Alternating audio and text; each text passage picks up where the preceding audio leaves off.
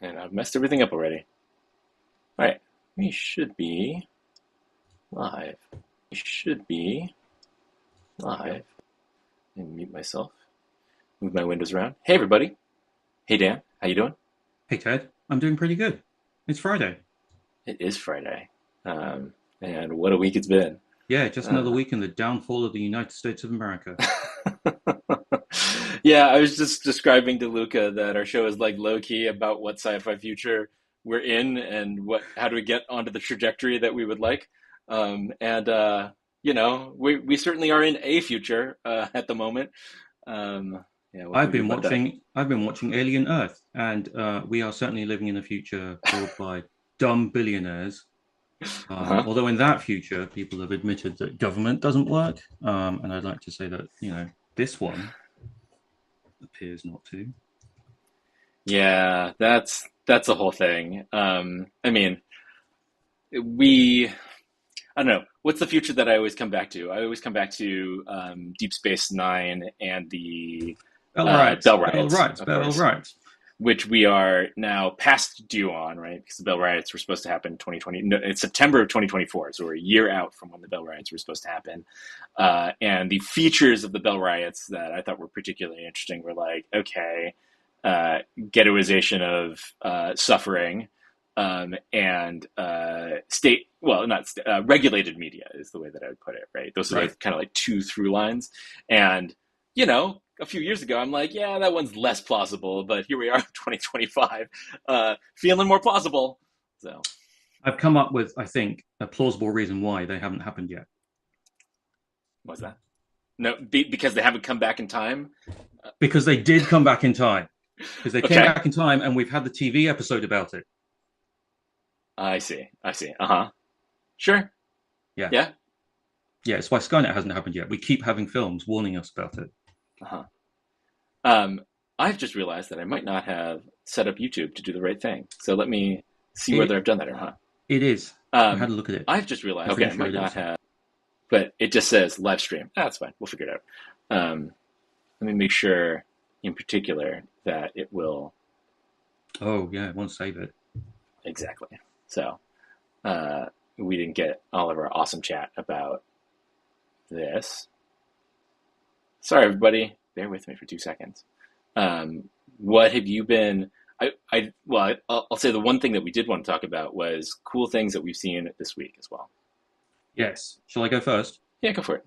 My favorite cool thing that I've seen this week, but I suspect that it's been around for a while, is handles.club, Mm-hmm. which is a free place where you can get an awesome Blue Sky handle. It is powered by handles.net. This sounds like an ad. It's not an ad. I just really like it. It's super fun, and I think it adds even more whimsy to a platform that apparently is getting too serious and scolding. Yeah, that's fair. I mean, I did remark to you before we started streaming that what was this handle that had posted at me? And I'm Oh like, yeah, that was funny. It was somebody had reposted one of the things that I written from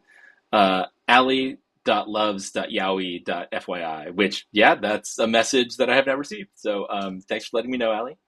I'm going to Um, read out. I'm going to read out. Actually, you can show it. It's at handles.club. oh yeah, let me find the correct window. Here is handles.net. Handles.net is the thing that it's powered by. Go to handles.club. That's the one that's got free ones. Okay, handles.club. Nice. So you can get domains like your name on computer Yeah. .and.cat is tied.fyi .facts.wtf Mm, host.cat follows.cat. It's just fun. It's yeah. nice. Oh, we can Um, shuffle too. Let's hit shuffle and see what yeah, happens. yeah. Thank you, ICANN, for opening up. Was it ICANN or was ICANN made to do this? Yeah, more the latter, I think. Yeah, good. Yeah, bsky.fan. I imagine there's loads of them. Yeah. Oh, those are cool. Follows.tools. Yeah. Aldersgate.love. Uh, Oh, um, I like this one. Blank yeah, like name.likes earth. That one's good. yes, yeah. Yeah. Um, Um, needs.boyfriend.fyi. Needs husband.fyi. There's .husband.fyi, which is you could get wifeguy.husband.fyi. I imagine if you wanted to. Let's see if that's available. Husband.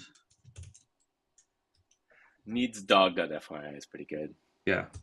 Right, we could do this for ages, but you have fun stuff that you want to share as Yeah, well. I've got a couple of things. One which is Lindsay Blackwell, who's a longtime researcher and like practitioner of doing trust and safety stuff, just finished her dissertation and published that. So that is on her website, which is Lindsay with an A, blackwell.net/dissertation. And the cool part about this, and the thing I've been working through a little bit, so I'm not going to claim authoritative knowledge of this thing yet, is chapter 5 in this dissertation. Yes, I'm showing a dissertation on stream, which is a whole chapter on content moderation futures. The thesis is largely about perceptions of social trust and safety and the way that moderation actually happens. And then the future work here is actually talking about what types of spaces we can build and what considerations to actually have when thinking about what the future of content moderation could be in these sorts of structures, which I think is the right set of questions. And, the reason why, for example, we talked to Rudy last week and for our guest this week too.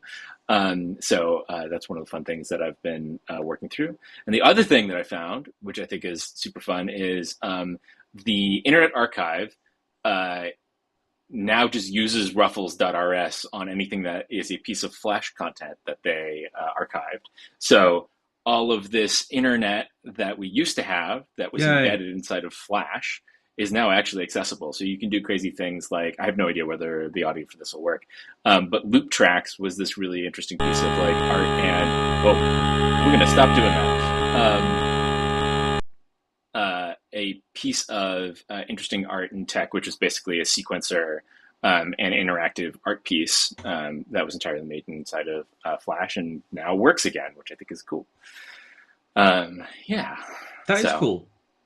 I think that unless you're old on the internet, people probably don't appreciate how formative and important Newgrounds was. Like before vertical video was a thing, or like Vine or any of those things like that, like it was what goofy thing can you animate and stick audio behind? And Flash was usually the tool that people used to do that.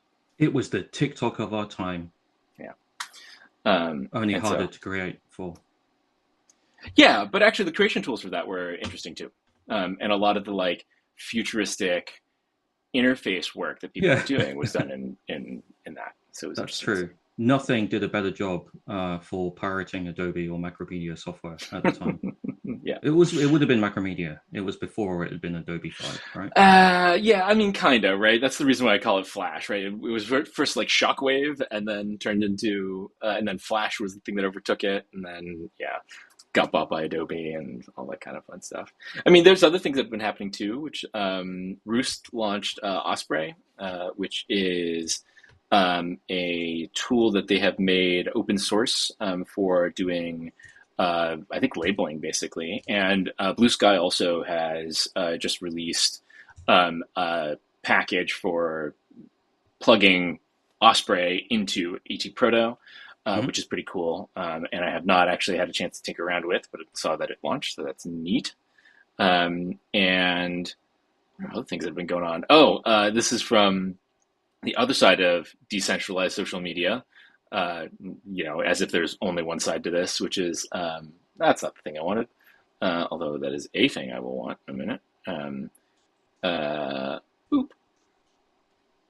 Mastodon just announced that they're going to start doing paid hosting. So if people want to run Mastodon servers, they can pay the company behind Mastodon to host your Mastodon instance for you, which is pretty cool. And seeing more options for people to own their own chunk of their decentralized social experience, I think is handy and neat. I pay masto.host to do this.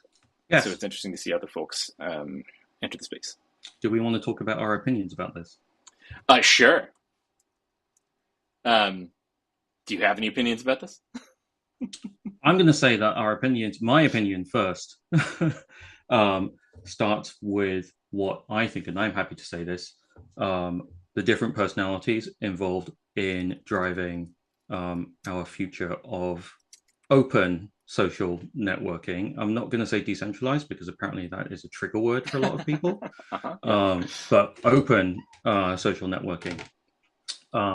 Eugen has a very clear point of view, at least he does Yeah. from my point of view about how things should work or what the right direction is for things. And I'm just going to say that there are very clear architectural differences between how Mastodon works and how there is, I think, still kind of confusion that is taken advantage of between Mastodon, the application, and ActivityPub, the protocol. And that there are real significant differences, whether you think they are good or not, between the architecture of how Mastodon works and people's ownership and portability of data, especially portability of your posts and availability of your posts if you want them to be. And this is all combined with, I think, what we're going to be talking a little bit about later, which is what is a sustainable or a nurturing or a, not insane growth curve for social media or communication and media on the internet that connects all of us. That isn't VC driven, let's just lose money and until we have a monopoly or a de facto monopoly, or we can buy a government. And these are, Blue Sky, the public benefit corporation, is dealing with this and has got a lot of questions are raised, I would say. And Mastodon is very different. We've seen instances implode because they're expensive to run. We've seen observations about how efficient the official Mastodon application is and the server resources required to run it. And also the centralization by accidental design by most people gravitating towards Mastodon.social because, again, of a architectural design decision about needing to choose where you belong and that feeling like or acting like it is a pretty consequential decision for your identity. Yeah. That's my opinion.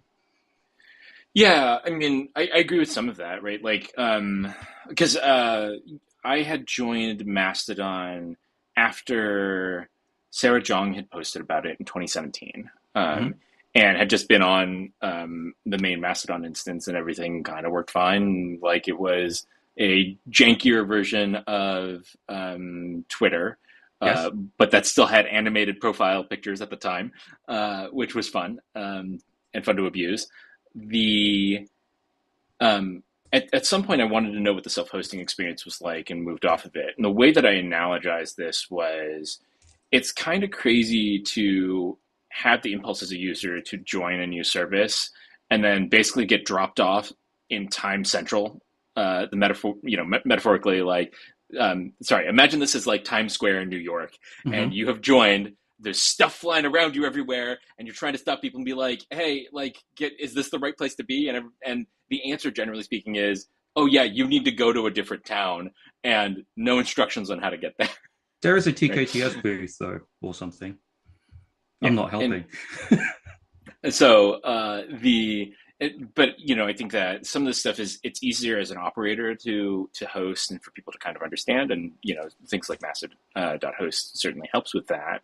I think that there are legible versions of some of this stuff, which is like Darius Kazemi talks about. I created Hometown. Hometown Yep. is great. I think it's Yes. amazing. It's a piece of software for communities built around Mastodon where you can post and just post internally. Mastodon is in this kind of weird space where it's ostensibly a mesh and you can kind of connect with other instances. But like that's largely based off of the follow graph of users and how do you find users and what's the default around the way that things are federated. And some of these things are actually just differences between like the expectations around the Fediverse and Mastodon and at Proto. So the fact that they're doing this, I think, is good. Yeah. There's one way that you could look at the way that the Fediverse works, which is self-hosting for Mastodon.social means that they can defray their server costs by having other people host users. Yes. I think that the cost efficiencies there are weird, but like, who benefits if there are more users on Mastodon is one interesting question, and who gets to speak for users, I think, is another interesting question, right? There's not like a council of people who are running Mastodon instances who have say in how things are going or not. It's still largely, from a development perspective, pretty centralized, which you can absolutely say for the app proto community from the protocol layer at the moment too. So, this is a different model for Mastodon to be able to encourage a type of self-hosting, and that I think is good. I think I've got a quick note there, which is the question: who benefits when there are more users on Mastodon or on the Mastodon network? Mm-hmm. To which the answer is, well, users of Mastodon should benefit. And one of the things that you already mentioned was that it's just discovery is hard. Like, how do you find users and how do you find the other people to follow? And this opens up an entire can of worms around, should there be a discovery feed? What is this? What is this for? Is it for talking to people who you already know? Is it for discovering other people, in which case your primary method of doing that is your instance feed? Yeah. Which means it does matter which instance you choose. And if you want to have the best chance of finding interesting people to follow, then you should probably be on the biggest instance. Yeah. Yep. But there's also downsides of being on the biggest instance because of the fact that the feeds are so rudimentary, that like the fire hose of all the content on the instance is not useful or helpful. Right. And so there's a sort of range of experiences and what's sort of like middle tier. How do you tune this just right? And what do you need to do that? Like, where you're hosted as a primary feature of what your experience is like is an interesting feature of the way the Fediverse works. Yeah. And we have choice now. We have more choice than we had before. Yeah. Next thing. What else we got on tap? Speaking of people's weeks, we should talk about how Blue Sky's week has been. And certainly, it's been a week for content moderation. And at all levels, at every single layer that you're talking about, that you're going to be talking about, right? Yeah, and even to the point where, seeing Jay's name up on congressional letterhead is a thing where I'm like, oh, I guess that's a thing that's happening now. Along with, Mark Zuckerberg, Elon Musk, YouTube CEO, and, TikTok, and Devin Nunes, CEO of... I had forgotten about him. Truth Social. Truth Social, right. Yes. Which, I will remind everybody, is a Mastodon instance. Yes.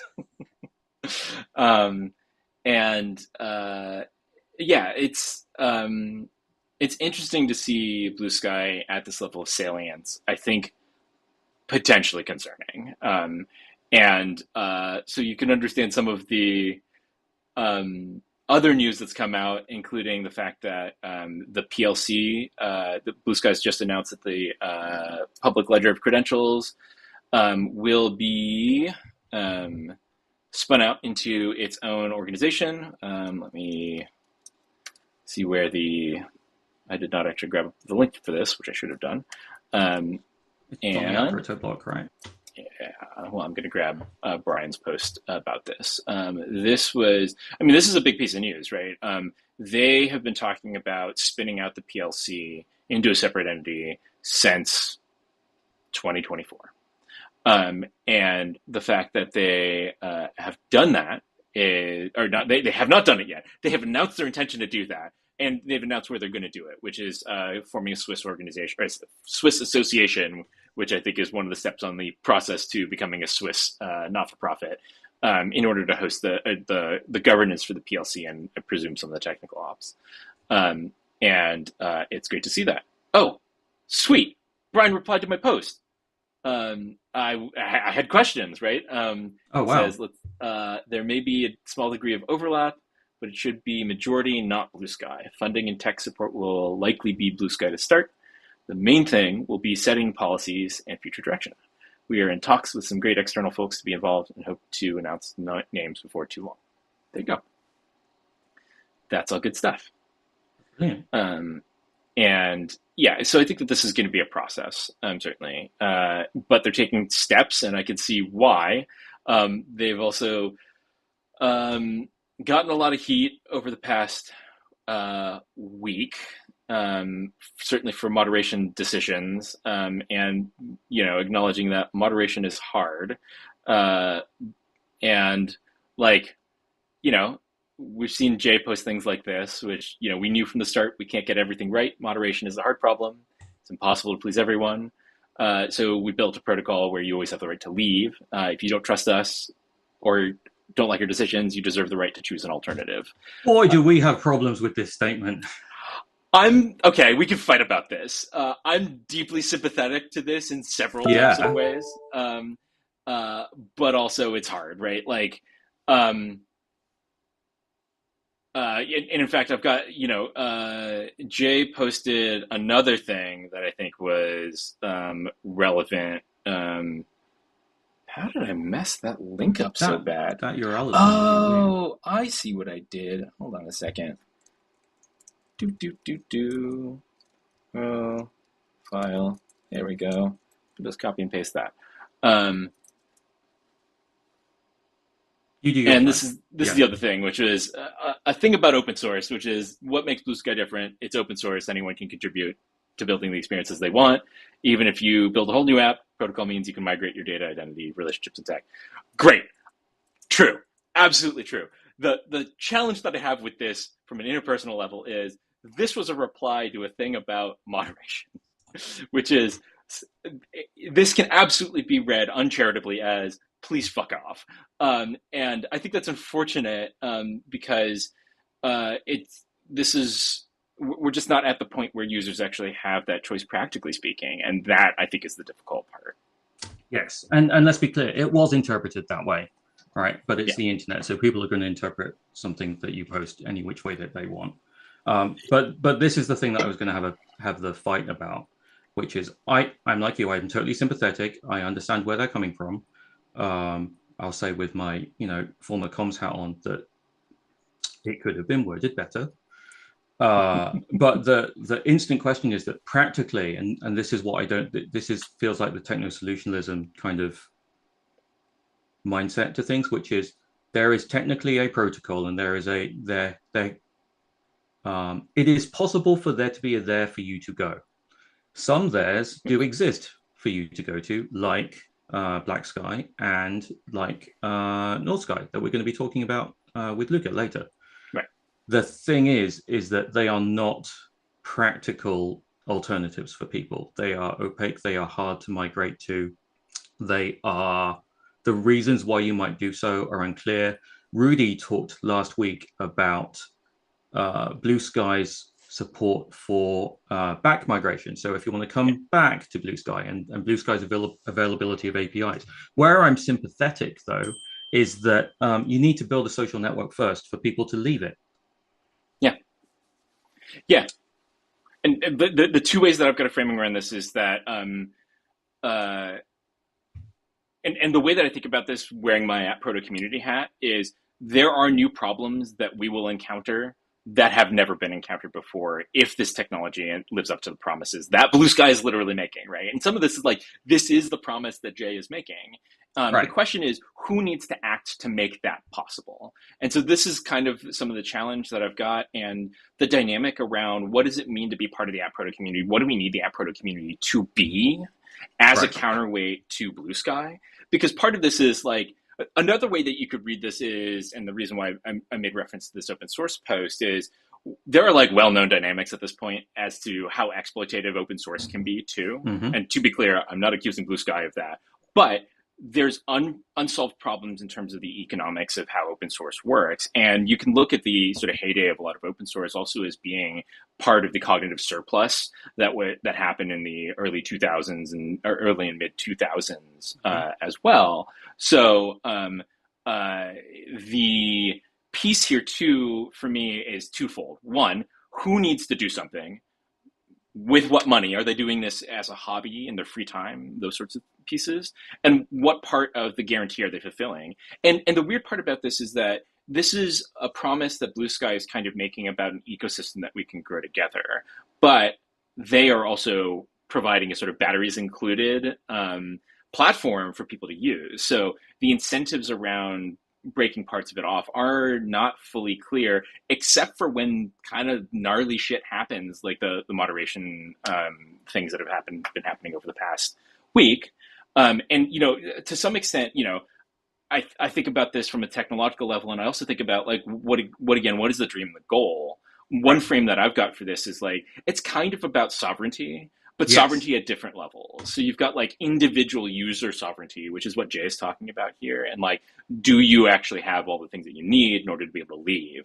Like theoretically, like Blue Sky has a distributed architecture, but operationally, the network is pretty centralized. Right. And decentralizing that and sort of distributing it further requires other people to act. And some of that, as we talked about with Rudy, I think of almost as like community sovereignty. And what are the Yes. things that you can do to host a community? What are the norms that you want to establish? Who is part of your community? And then there's the like jurisdictional and regulatory sovereignty piece. And some of that connects to do you want to trust companies that are based in the United States? Right. Are there other jurisdictions either in the EU or Canada or other Or places? Switzerland. Right. And so there's this like continuum of different freedoms to act and Yeah. freedoms to make decisions. And who needs to fulfill what promises to make all of that happen, I think is interesting. And I think the requirements at each one of these stages is different, right? Like you as an individual user, you are hosted by somebody else. So your responsibility is basically the content that you put online. Right. When you're hosting a community, right, you're running infrastructure, you're running for other people. That starts to mean that you've got obligations that you have to fulfill, terms of services, We've seen this like, for the last 40 years. We've seen it evolve. People are speed running it the entire time. We've seen it with, most recently Mastodon communities, Mastodon instances with admins, very unfortunately and kind of tragically flaming out because it is a lot of work and it's expensive. yeah. And then the jurisdictional thing I think is like super gnarly and complicated, but also ultimately determinative, right? It is the foundation on which like what laws and regulations do you need to fulfill in order to host your community, right? Right. Which right now in the US is no longer predictable, I'd say. Nepal has had a very interesting reaction to attempts to exert jurisdiction over communications on the internet, which can be contrasted with how things are going in the US. Yeah. Discord, Gen Z on Discord are running Nepal now.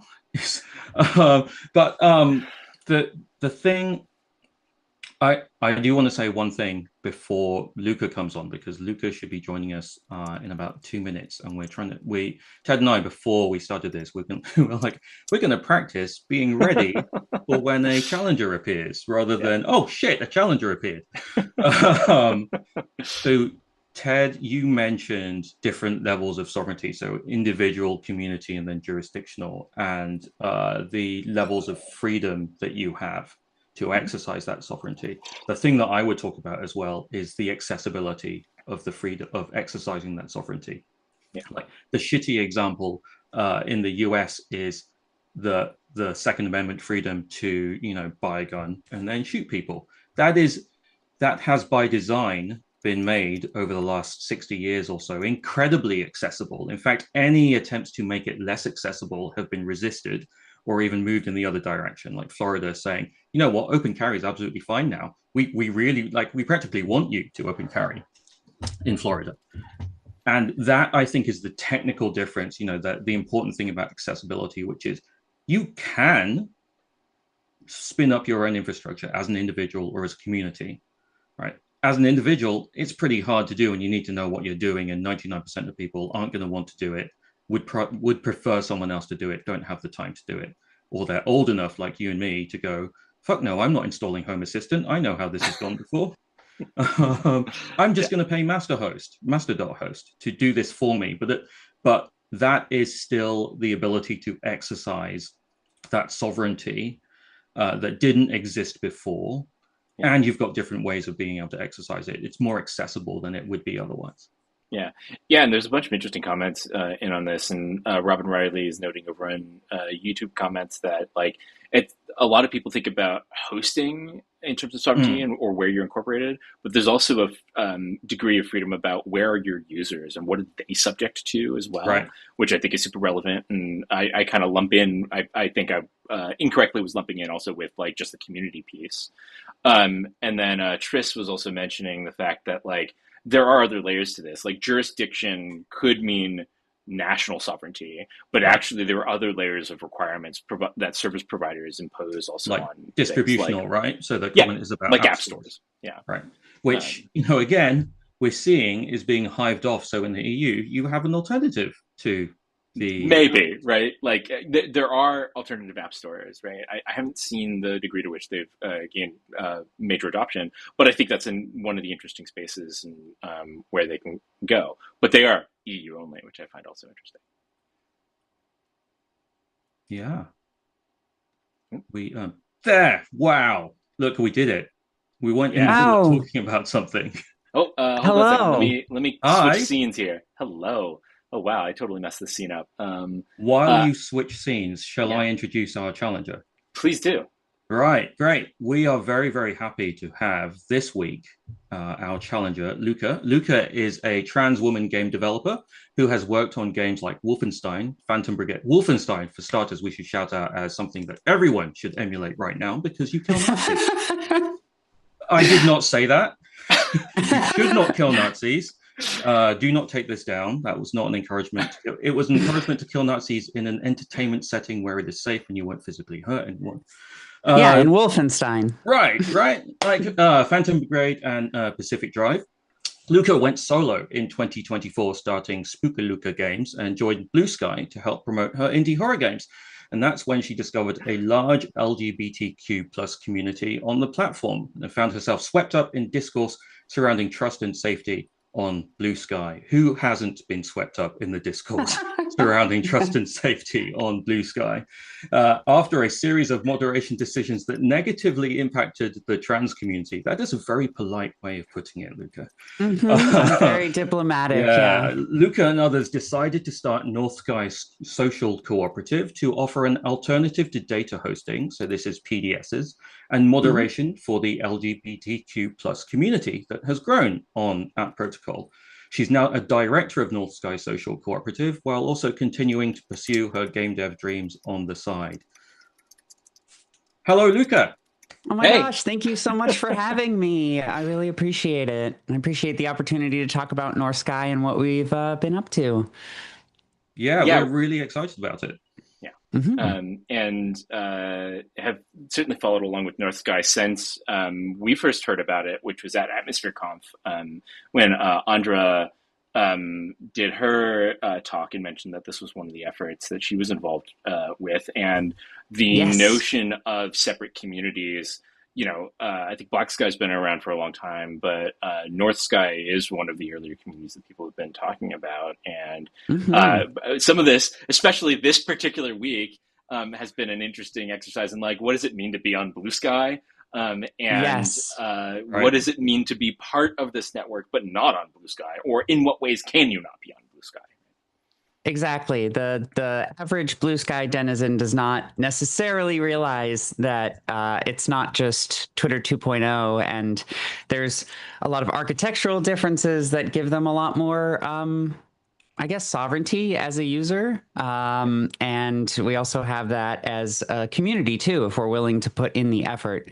And that's kind of what North Sky is all about, is just members of the community and allies coming together to make things better for LGBTQ people on the protocol and kind of doing our own thing with it. Which is awesome. We wouldn't be able to do it without the hard work of Blue Sky proper and the fact that they chose um, Yeah.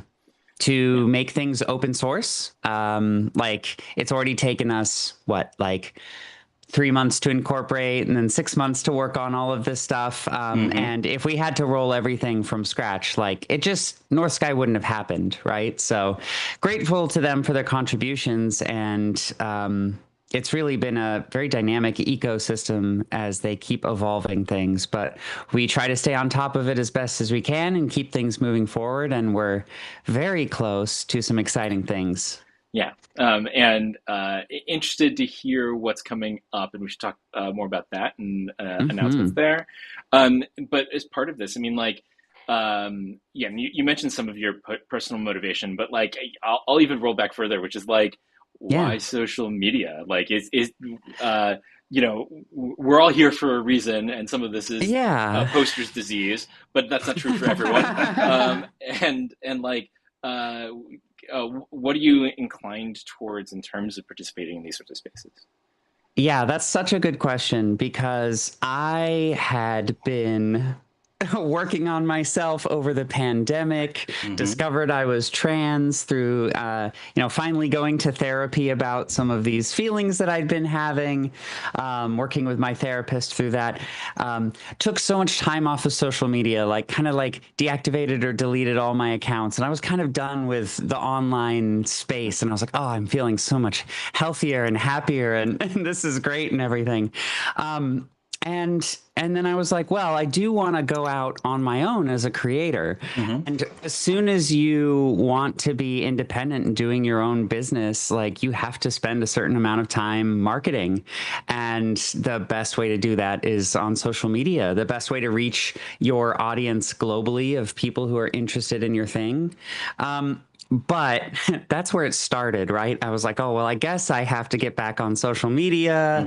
I'd been so disenchanted with social media because of the algorithm, and because the algorithm picks winners and losers so often, especially depending on what you're talking about.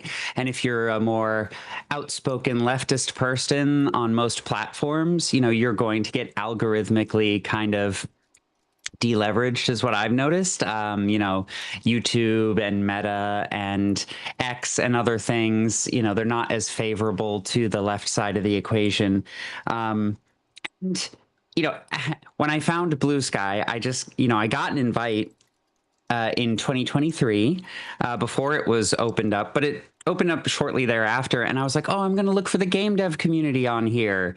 And there wasn't much of a game dev community. Everyone was still sticking on Twitter or X, where they had their big follower counts, and they were like, oh yeah, I don't want to give up my audience. I don't want to move to a new platform. Like, I don't like what Elon's doing with the company, but I can't lose my audience. But since I was starting from scratch anyways, after finishing Pacific Drive, I was like, okay, I'll give Blue Sky a try. And I noticed very quickly that there was a huge LGBTQ community on there, especially trans people. And, my understanding of why that came to be is that Blue Sky gave out a bunch of invites early on to trans people to get them off of Twitter and X, out of a hostile environment into a more friendly environment. And trans people really helped build up the cultural community of early Blue Sky. I've heard wild stories. I missed a lot of that era of Blue Sky, honestly. Like, I didn't start getting active on Blue Sky until about summer of 2024.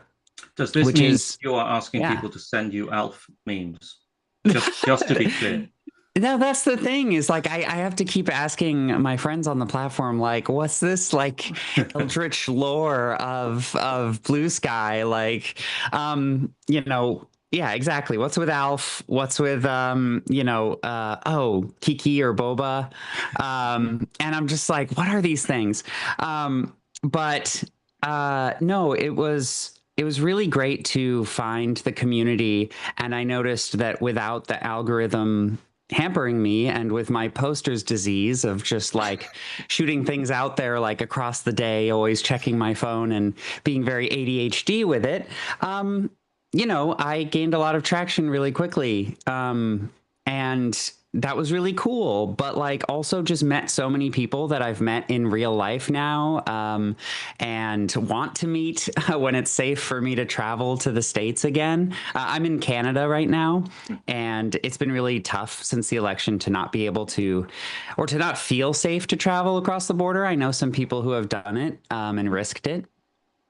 Here in Vancouver, it's a little bit safer because you go through US Customs on the Vancouver side Mm. at the Vancouver airport. So, it's a little more chill. But yeah, but like I've met so many people and I've grown my account a lot and, reached a lot of people, but I definitely got sucked into the moderation drama that was happening late last year with Jesse Singal getting on the platform and getting labeled as intolerant and then having that label taken away suddenly and having the community demand an explanation for why and not really liking the explanation that much.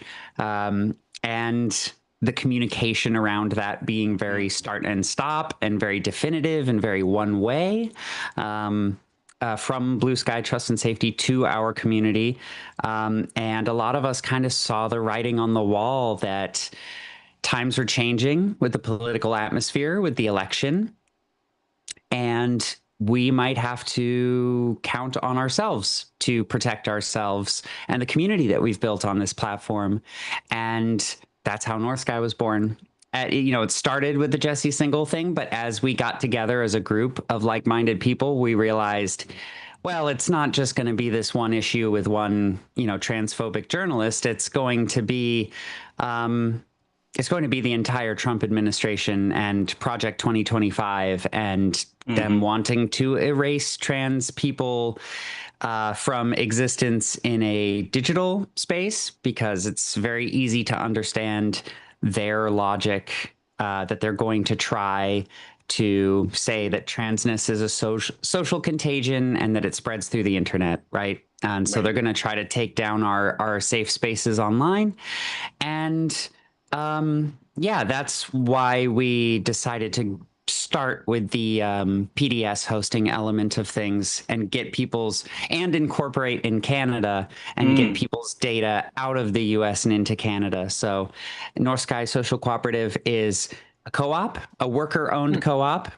And it's based in Canada and it's nonprofit. And we're working on getting our charity status so that we can take tax incentivized donations. But yeah, we had to decide on a lot of factors and make a lot of predictions about the direction things were going to go, which, we didn't really have the luxury of being optimistic about the future. We had to be realistic. Well, yeah, and this is the sort of thing. And I was sort of teeing up before you joined this notion of what types of sovereignty, almost thinking about is App-Proto a sort of liberational technology, right? And is the promise here that we have choices? And, Jay has been posting a little bit about this. And right. So then what do we need to do in order to exercise those freedoms? I think is a really interesting set of questions. And there are things that you can do in terms of your individual action. And then the question is also for me, really, what are the collective actions that you could take? How are those things organized? What do you need to do? And this sort of step function between I could take my account and move to another PDS, but my own PDS, I personally probably am competent to run my own PDS. I also probably don't want to. I'd rather have somebody after one of my jobs, my resolution for the 2 years after that was I would like to run no servers ever again. Yes. And I've since come back to, okay, I do want to run some computers, some in my house, maybe some connected to other things, right? But there's a responsibility that comes with that. And one of the things is who are you doing this for? Why? Right. And what binds you to them? And I don't mean that in I mean that in a couple of different senses, but really what's it mean to be a community and to be in community with other people? I think is a really interesting set of questions and how that interacts with these spaces, right? Because Blue Sky is legible as a social media company like any other. Everybody signs up for an account. Everybody's kind of there. You can kind of talk to anybody. And I'd like to describe Blue Sky as this weird skeuomorphism that is super legible to people as any other Twitter. But it's starting to make these promises that are different and deviate from that. but they can't be the only ones who act. So that's one of the other reasons why I think things like Black Sky and Northsky are super important. And, you know, these are communities that are kind of making manifest the promise that Blue Sky has put out there, Yes. but can't actually Yeah. directly fulfill. Absolutely. Yeah. So many things in there that are good to touch on. But I just want to say first, like, shout outs to Rudy and Black Sky. Like, he's really leading the charge with this, and they're significantly ahead of us in terms of the mission of setting up like all the pieces of Blue Sky architecture that are required for like the full social media experience, and really the guarantee of long-term guarantees may be a strong word, but the promise of long-term distributed communication that is independent, right? Because there's the PDS component that hosts people's data. You know, Black Sky's already got that, and Northsky's about to launch that after we're done alpha testing. We're already taking on test users and discovering you know, mostly issues with our migration tool that we're making smoother. We really want our tool to be a super user-friendly experience that anyone can use and understand what's going on. But yeah, Black Sky's way far ahead with PDS, app view, even governance stuff, which is very community driven, which I love seeing, and relay and the big question of are relays going to be affordable for third parties has been something we've been considering for a while. And thankfully, thanks to some work that Blue Sky did and other members of the community, they're looking to be more affordable now, which is great. But that is the trajectory. The kind of promise of Black Sky is also the trajectory of Northsky. So I think it helps people to understand that, because Rudy's already leading the charge there, and we're following along with kind of our own community, and also being based in Canada, which I think is one, you know, slight edge that we have given the political climate. There's no guarantees, of course, that Canada is going to not follow suit with the US. You know, oftentimes people say up here, oh, just give it another 10 years and Canada will be where the US is. But I think we saw in the recent Canadian national election, which I know everyone globally was really following the Canadian election. I know everyone was like super invested. No. But there was kind of a choice for the middle path with the Liberal Party, right? The leftist, the more leftist NDP party absolutely fell apart. Yeah. The Conservative Party was really hampered by everything that was happening in the US with Trump. I would say overreaching. You know, Trump and the Republican Party had such a strong position with like a supermajority, right? And they control the courts, they control Congress, and they control the executive. And they really came out the gate swinging, probably to appeal to their base, right? But they could have boiled the frog of fascism like a bit longer, you know, and maybe had a conservative win in Canada too. But no, the Liberals, which is kind of like the, you know, center left. I don't even want to call them that left. They're just pretty center. They're pretty center. One up here, and Mark Carney has a trans kid. I didn't know that. So yeah, you know, you never quite know the relationship status between a trans child and their parent. It can always vary. Usually doesn't go great. But, you know, that's why you have two parents, is you have two chances to have one that loves you. I'm the child of divorce. I've got 4 parents. See, there you go. Yeah, exactly. Me too. More chances for that. But yeah, so we're hoping that the political atmosphere up here stays a little bit cooled compared to the US. We hope that Canada, you know, all the provinces excluding Alberta, I guess, you know, protect trans rights. And yeah, we're based in BC specifically, which is probably the left-leaning most area. Although Vancouver itself is incredibly wealthy and conservative. So that's a whole thing there. Completely unaffordable. Has its own issues, but as far as us operating the company, we chose Canada for those reasons. Also because we have people here. Also because if we were able to get funding, maybe we could bring some trans folks up from the U.S. to Canada. You know, if things get bad enough, it's kind of a pipe dream at this point. But if we get once we start taking users and we are demonstrating value, it will, and we have charity status, it will be easier to start asking people for more contributions, and then maybe we can actually like pay some of our all volunteer staff right now to do some of the moderation and the engineering and the administration of that.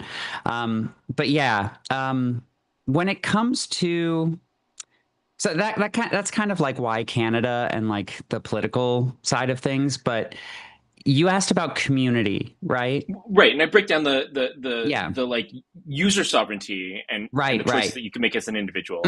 What does it mean to have community sovereignty and the choices that you can make together? And then the like the jurisdictional piece, I think, is sort of a foundational piece, but where you as a community decide to host really dictates a bunch of things about how you operate, right? Okay, absolutely. Yes. Yeah. So individually, you know, after everything with the Jesse Single incident went down late last year, many of us got together and we said, okay, like, let's just individually, like we met as a group. And this was a group of like 20 people in a Discord call. You know, some folks cam on, most people cameras off. You know, big internet accounts all gathered in one spot. It was like, oh no, I can't come up with a good equivalent. I was going to say the Manhattan Project of posters, but that sounds devious.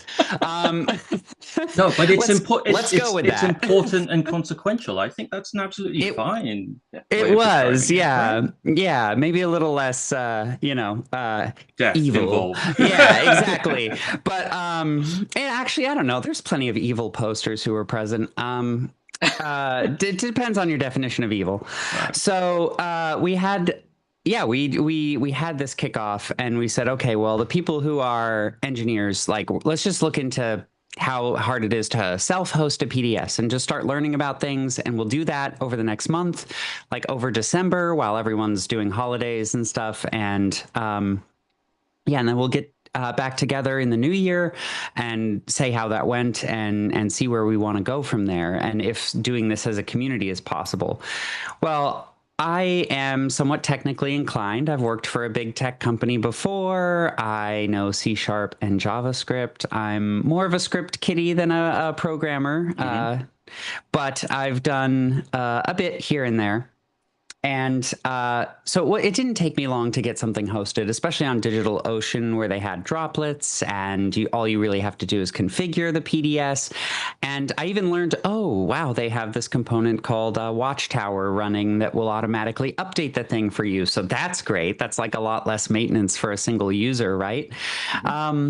You know, I had to relearn all the DNS stuff that I'd forgotten because who wants to remember like all that stuff constantly if you're not working in web? And yeah, you know, the takeaway from that was, oh yeah, the individual thing is actually pretty easy if you're technical. If you're technical. And then if you're not, and you don't know anything about how the web works, and you don't know any programming, you don't know what Docker is, you know, it's going to be incredibly confusing actually, because you just need foundational knowledge of all those things. It's not hard to learn those things necessarily, but like, who has the time? Who has the time when you're like working 3 part-time jobs to make ends meet under late capitalism, right?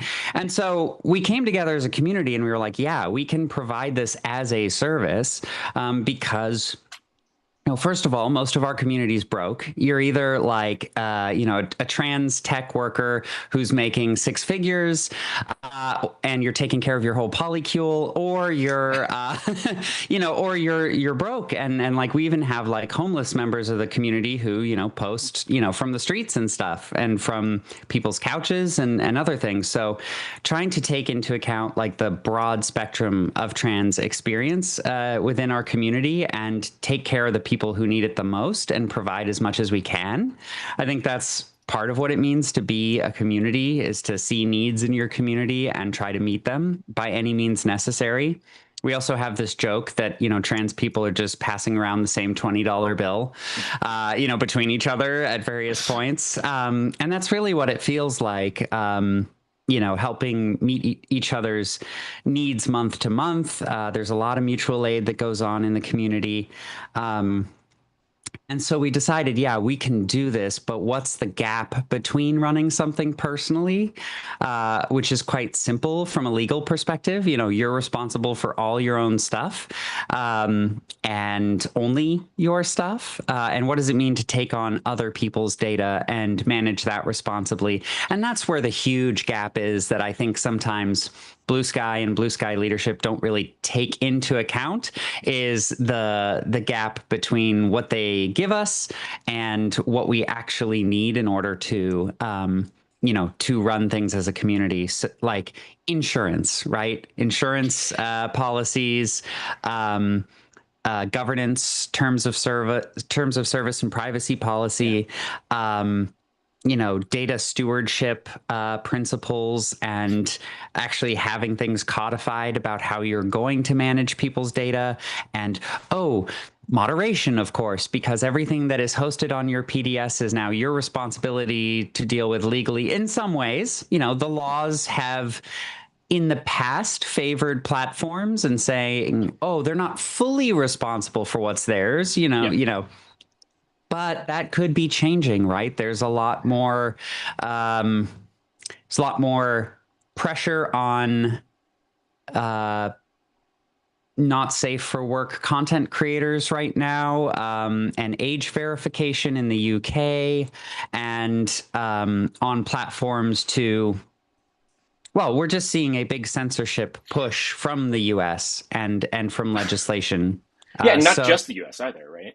Right. Yeah, not just the US. The US, the UK, there are some proposals in Europe as well. It seems like most of the, quote, Western world is cracking down right now and heading into a period of austerity.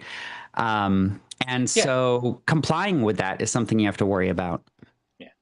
I think that some of this stuff bears, and one of the reason why I'm sort of interested in that like liberatory framing and sort of thinking about the sovereignty pieces comes back to something so there's a dude who is a researcher and academic, Ethan Zuckerman.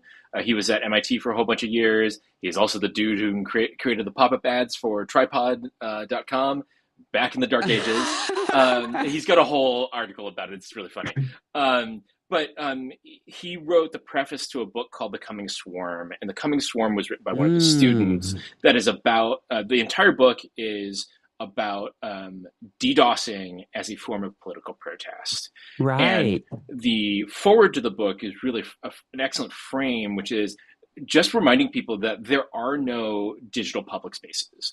All of the spaces that we are on the internet are private spaces. They are owned by somebody. They are run and operated by somebody, and they are responsible to someone, right? They may be exactly for profit or not for profit, but that really has defined the way that we interact and who we are responsible to, right?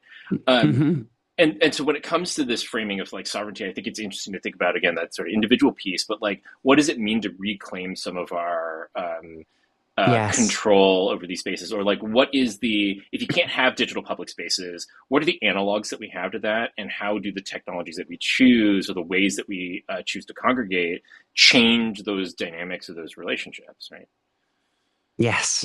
Yeah. And that's what I think was so promising about at protocol for us and for myself. When I started learning how Blue Sky actually operated, like at first I just had a user experience of, oh, there's no algorithm. So like things are actually a little bit more fair. And like the more you post, the more engagement you're going to get. And things like that. But as I started looking under the hood, as I started researching the PDS and stuff, I was like, oh, like I actually see a lot of potential here in terms of, making a more distributed and, I guess it's not really publicly owned, internet if people are still all hosting their own things and they're all just running them on DigitalOcean droplets.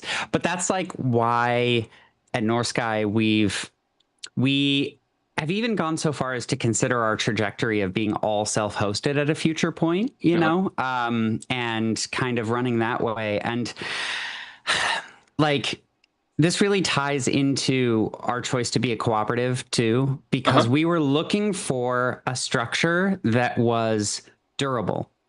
Right. And this is where I make my pitch for cooperatives just a little bit, because the government, when you talk about publicly owned spaces, like who actually owns the space? So we have to talk about ownership. Okay. Corporations, they're private entities, they're owned by shareholders, and, the company's assets are owned by those shareholders, right? And by the company. It would have been fastest for us to set up as just like an LLC or an LTD here in Canada. It's the easiest way to incorporate, and we could have named a director or a board of directors and done things that way.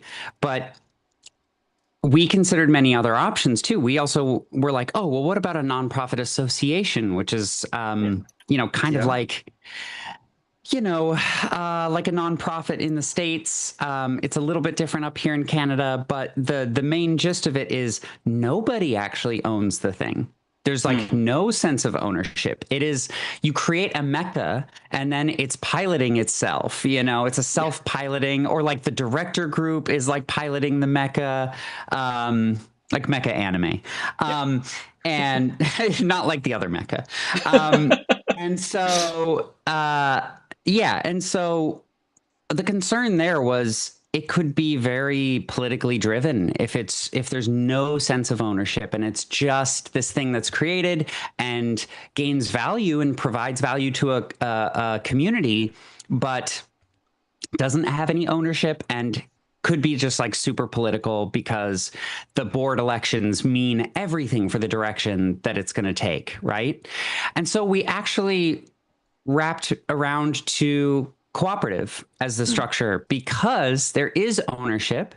You can choose a couple different structures. We chose a worker-based cooperative to start so that the people putting in the effort, like all the value is distributed equally, but also we are a charitable nonprofit cooperative. So, if we do end up making profit in a year, it has to be fully reinvested into the services that we are providing. We can't pay out dividends to the cooperative members. We can't enrich ourselves at all. So the profit motive isn't there. We're all doing this because we want to help the community, and every surplus that we come across is going to go back to our community, either in the sense of improved services, improved moderation, or maybe even starting some kind of community fund where we can help the neediest people in our group. And if we do have a surplus some year, we can decide how that gets distributed out to the community itself, as charitable payments or services or something. So we also have to have a board in Canada. You have to have a board. You have to have directors. Yep. Legally, they want someone who's on the hook for decisions, right? And ownership wise, the company is always, or like the co-op is always equally split amongst people. So as you add cooperative members, like things dilute, and it becomes more and more democratic. But you still have a director board, but we set up our co-op rules in law, in the rules that we incorporated with, which you can see on our GitHub. Cool. We posted all of our like rules minus the signatory pages, just so people could see how we're operating. Awesome. And Yeah, basically the way we set it up is we have democratic decisions that the directors then just ratify. And, the directors have to do a little vetting to make sure, okay, like, is the thing the group wanted to do like fully legal? Can we do this? And the directors are like insured as directors, right? So like they kind of cover like this nice blanket of security over the co-op, but we're still making all the decisions democratically through either majority votes or like 2/3 special majority votes. It could be 3/4. We don't do special majority votes that often, to be honest. We just do basic ones, but we're very good at operating out of a sense of unanimity of like our final decisions. Like we may come from a bunch of different like perspectives on things, but as being trans or queer or whatever, like actually spans a wide range of other marginalized groups or oppressor groups, right? We are conscious of our whiteness in the group and are always looking for more members of marginalized or racialized groups to join and lend their aid. It's just kind of the way that things played out with the initial group forming the co-op, and that's also why we cooperate so closely with Black Sky, is like just getting more insight into the type of moderation that they're doing and how we also have to provide that to our community. And yeah, so I'm starting to go off on tangents a bit here. No, but no. This is absolutely okay, the thing. Yeah. Okay, good. But the main point being, we picked co-op because there is still ownership, and because that ownership is diluted, and we set up the rules so that no one could come in and just offer us oodles of VC money and corrupt the mission, right? Sure. And we also set it up so that it wasn't, nobody owns it, right? The people who put in more work have more say, in a sense. They go from being volunteers to being members who have like an ownership stake in the thing, and have one member, one vote in all the decisions. The directors are really just stewards of that democratic process and make sure that it happens, and they're there to help with legal compliance. So you're just kind of like a member who isn't really any more important than other members. You just have more responsibilities to the group, right? And maybe more bandwidth to do so, which I have currently. And I would encourage more people trying to start their own initiatives to specifically consider worker cooperatives as your model, because the people who contribute see the value, right? And that is just something that we do not see in society broadly. The fruits of workers' labor go to the capitalist class right now. That's just the way it works. Almost unanimously across the board in the US. There are cool cooperatives doing things, but we need more. So I think I have been so, it is nice in the times right now to see some, glimmers of optimism and hope for the future. And I cannot say how important it is to be able to see, at least to me, what Black Sky is doing, what Rudy's doing, what you are doing with Northsky. It feels genuinely to me as a product of, privileged white science fiction of the last 30 years. This is like the Cory Doctorow walk-away future that leads us to fully automated luxury gay space communism. Like I can see the path there. And what's really reassuring to me, or what's really exciting to me, is this deliberate focus on community that I see from Rudy, that I see from you. You are talking about not choosing a corporation, not choosing, for example, a PBC, because one of the things about corporation is limitation of liability, because you want to make money. Right? It's like, I want to take risks so I can make money. And we talked about jurisdictional sovereignty. We talked about like government. This, to me, when we're talking about public spaces, a public space is a space I was going to use the phrase homesteading, but that has a bunch of baggage and shit to do with it. Sure, yeah. And right. Yeah. But we're talking about public spaces. We create a space together for a number of people who decide to come together and who want to be together because they have shared values. And we are able to preserve or defend that space and keep it for the values of that community. And I see that echoed so well in the way that you described what the point of the worker-owned co-op is. Yes.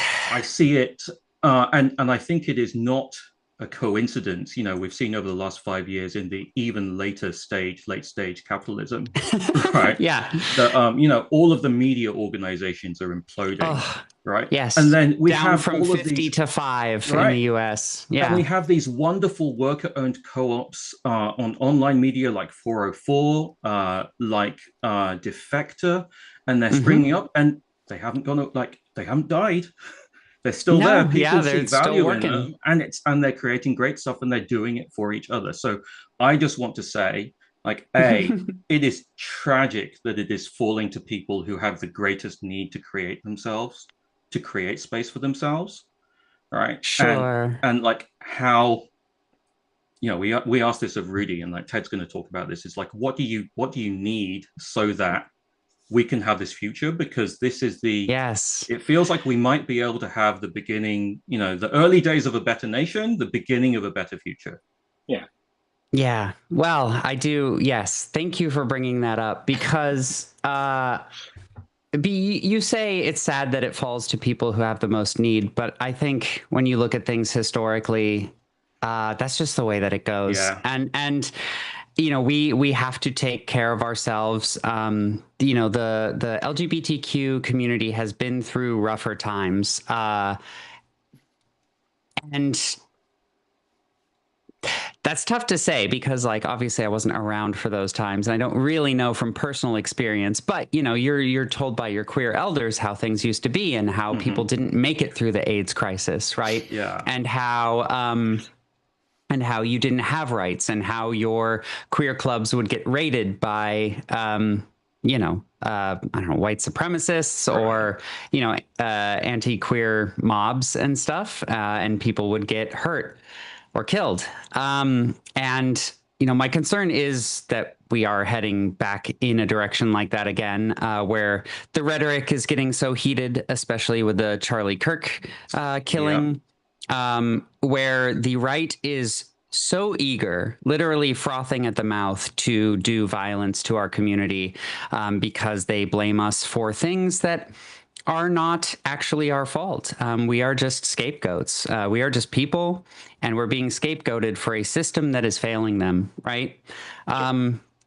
And it falls to our community to protect ourselves. And this is something that I've been harping on for about 9 or 10 months now, since the election, is that more of us need to step up, those who can, to protect the most vulnerable members of our community. I've gone from completely broke indie dev to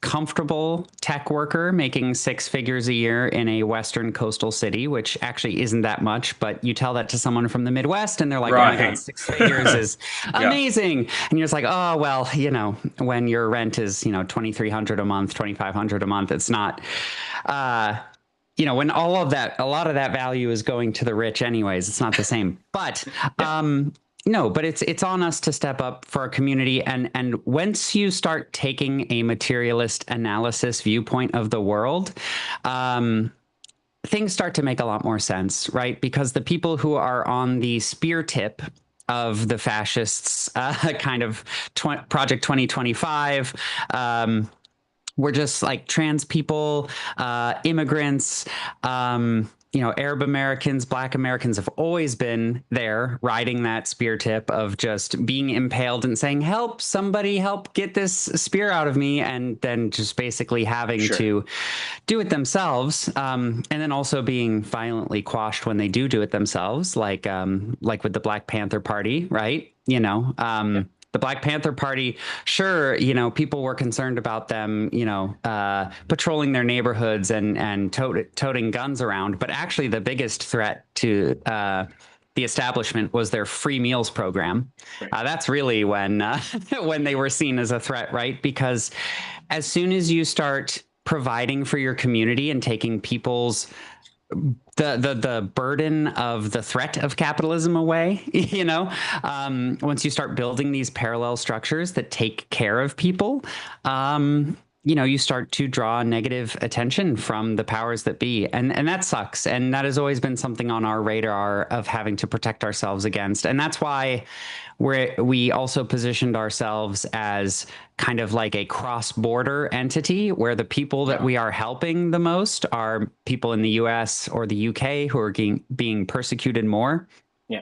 Or just globally, right? Because there's still a lot of queer persecution globally. It's just we tend, most of our staff speaks English. So like we're focusing on English speaking communities so that we can better understand and moderate, right? But we set ourselves up to be strategically a difficult target to pin down, being a Canadian organization helping Americans. Yeah. So the main point is that you start to just look at people's materials needs and trying to meet them, and the world starts to make more sense. And I would encourage people to start looking at root causes more and to stop playing in the marketplace of ideas. Yeah. Stop playing in the marketplace of ideas. Like ideas are cheap. Execution is everything. Look at the material needs and figure out how to meet the material needs of your immediate community and then blossom out from there. And for people who are not struggling right now, please pay attention to the struggles of others and provide material assistance where you can, not just emotional labor, not just kind words. Be generous, give freely, give your money, give your time, volunteering, be in and amongst the people who are struggling, see their struggles, hear them, but also give generously, please. We can do more and help more people if we have more resources. Well, so let's talk about that. And the two major things that we wanted to we talked with Rudy about last week and are interested in talking with you. You've already answered one of them, which is like, what's the dream, right? And I think that talking about the dynamics around both who you want to help, how to help, and the ways in which you want to go about helping, I think are all really critically important. I think is a really interesting thing about, like, again, how is this going to be different than the structures that we've already come from? Yes. And then the other part about this, I think there are dynamics around the, like, what is material support, right? And so, like, we've already talked about the fact that y'all are not actually officially a charity yet in Canada. Otherwise, I'd be like, what's Canada's the donation weird. Canada's weird. I can elaborate on that for sure. The key question for me also, and the interesting part about all of this is, and where this intersects, I think, with some of the technology things, are like, what does material support actually mean when it comes to non-financial ways of helping? Because some of this is about, this is a technology infrastructure ultimately. What is the infrastructure cost? Where ultimately, if you're thinking about, like, functionally running part of what people would imagine as a tech platform, where do the costs go? Where can people help most, right? Because some of that's like, if we can run relays on Raspberry Pis, do people just need a bunch of Raspberry Pis? Is it the operations? And what type of operations, right? Is it the technical operations? Is it the moderation pieces? Is it the governance, right? I think is really important for people to think about in terms of where is the labor, right? Yes, absolutely. Well, that's awesome. Yeah. The thing about Canada is you can be a nonprofit and not be a charity. There's two separate processes for that. Technically, we're already a nonprofit. So we are legally obligated by our rules to make sure that any surplus gets reinvested into the company. Cool. Great. And because of that, we don't get income taxed, which is great. Awesome. Like, it's already off the bat. Like, we have the tax incentives as a company organization. But you have to apply separately for charity status with the CRA, which is like the Canadian IRS. They're way more chill, though. Like I know people who like, owe back taxes for like 5 years, and the CRA is like, oh, sorry, you owe us a little bit of money. And like they're great. Canadian healthcare is also great. Y'all should be fighting for universal healthcare. It's amazing. Don't believe the propaganda. Okay, so, but basically the charity requirements are you have to apply separately with the CRA. They want you to be in business for about a year. You can try to accelerate that, which we're trying to do. So we've already applied. I need to call to follow up on my application. And basically what I've heard from lawyers is they will reject you the first time, and then they will give you terms. They'll give you terms that you need to meet. And then you basically build those into your rules and do some stuff. And you say, okay, we've checked all these boxes for you. And then they're like, okay, here's your charity status. I still need to look into if there's reciprocity with the US too, when it comes to charitable, like in the tax treaty, if there's like reciprocity between Canadian charities and US ones. Because US people might not be able to benefit from donations to us anyways. So I'd say if that's what you're waiting for, don't wait. Just go to northsky.com and click on the link for products. I really wish we could rename that. But yeah, we have basically a recurring subscription style donation, and then a one-time, choose your own amount donation. But yeah, please go to northskysocial.com and support us there. And that's really the best way to support us materially right now, because yes, there are different types of labor. Like our types of labor fall into 3 buckets, basically. There's administrative labor, which is just keeping the co-op running and doing votes and facilitating and talking with lawyers and doing the business kind of stuff. There's moderation work, which we are starting to contact people who have signed up to volunteer for Northsky, and we're getting their resumes and their CVs, and we're going to be vetting them thoroughly, because we don't want this to be like a power trip for any moderators, right? We want this to be like very humble service to the community, right? And doing our best. We know we're going to make mistakes here and there as we learn, and as we get the temperature of the community on various aspects. We expect to come into conflict in places like, not safe for work content, for example. Like we're very pro marginalized content creators. Is the euphemism we're using, but you can imagine who that would be. Yeah. Well, it's it's a legal shield. So we're very pro marginalized content creators being able to independently make money on the platform, right, and reach their audience and stuff like that. So we will be doing what we can to protect them. But at the same time, there's also types of not safe for work content that is not safe for life. It is bad stuff. It is harmful. It is actually abuse material. And that can be either, actual CSAM, or that can be like depictions, drawings, things like that.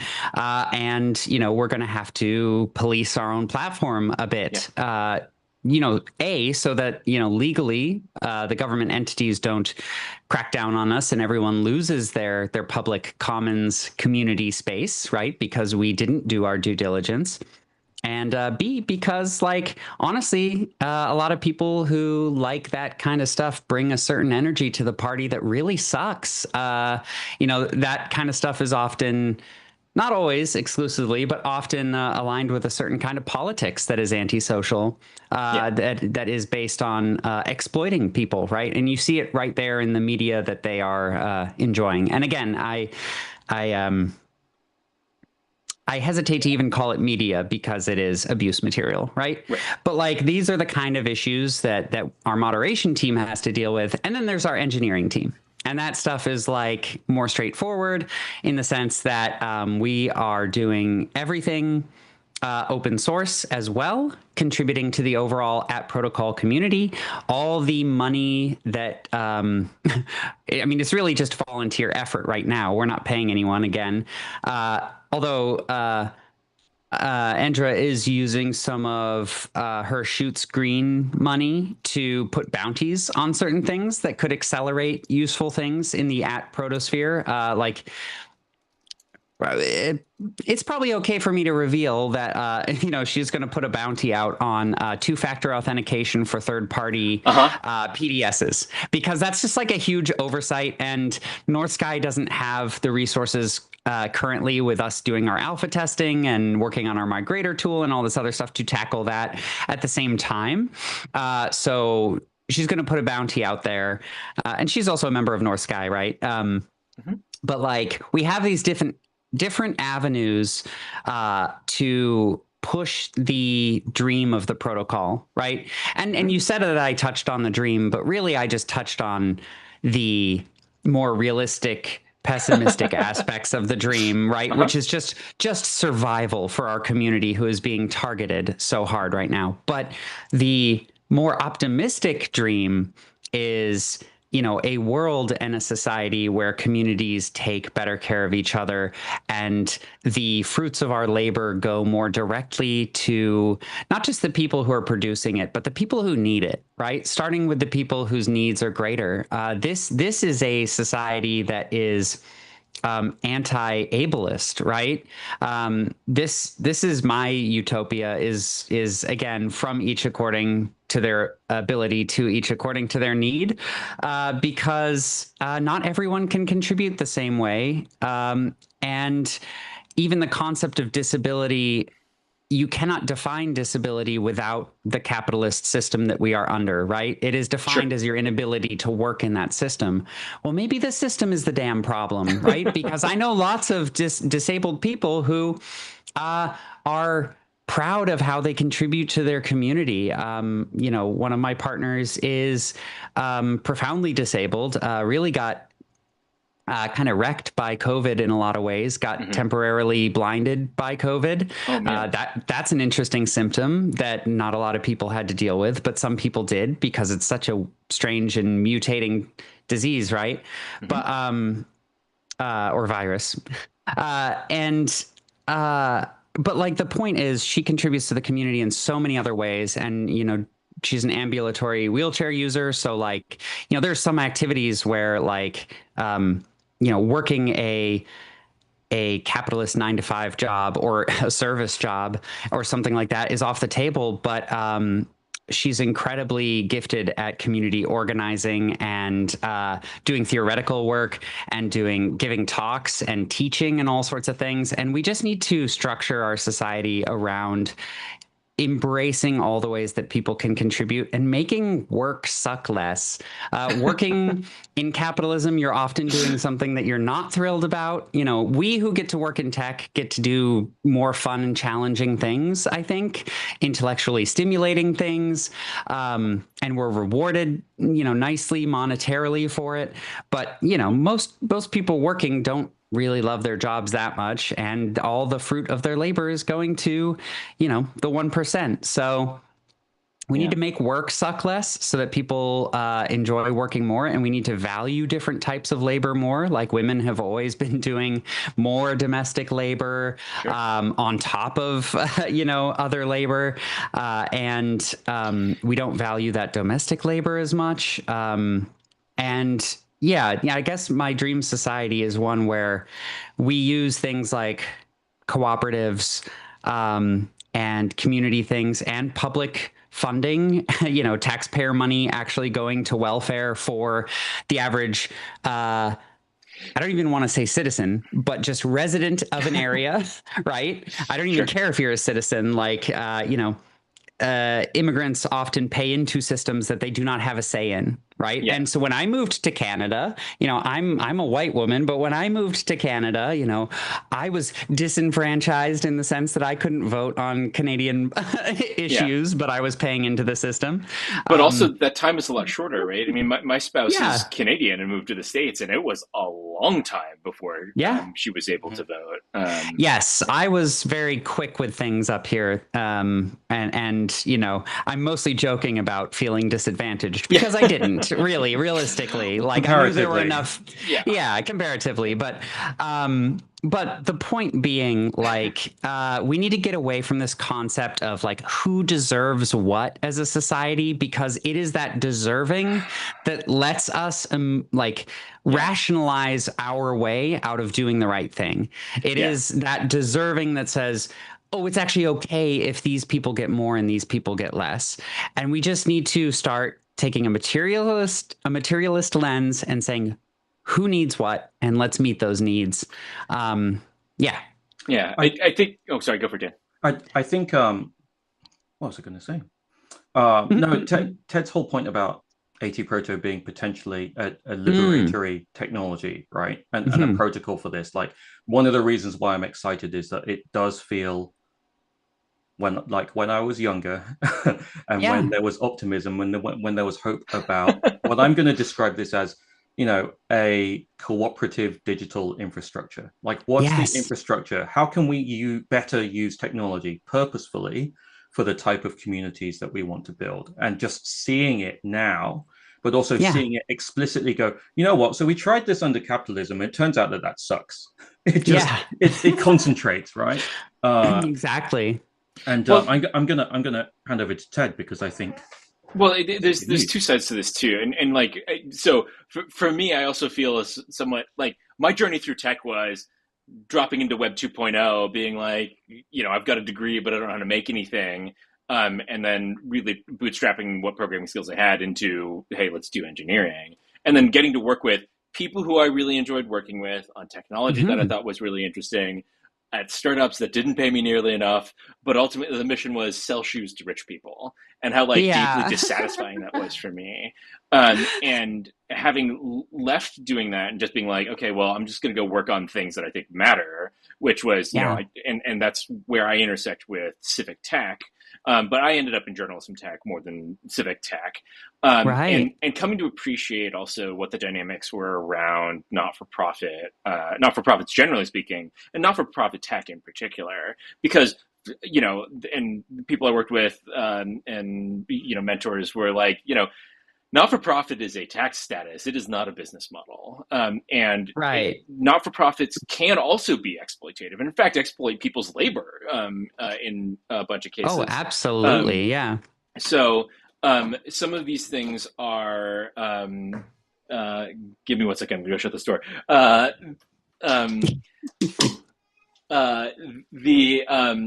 There are things that there are patterns that we don't need to repeat, certainly, as Dan is saying.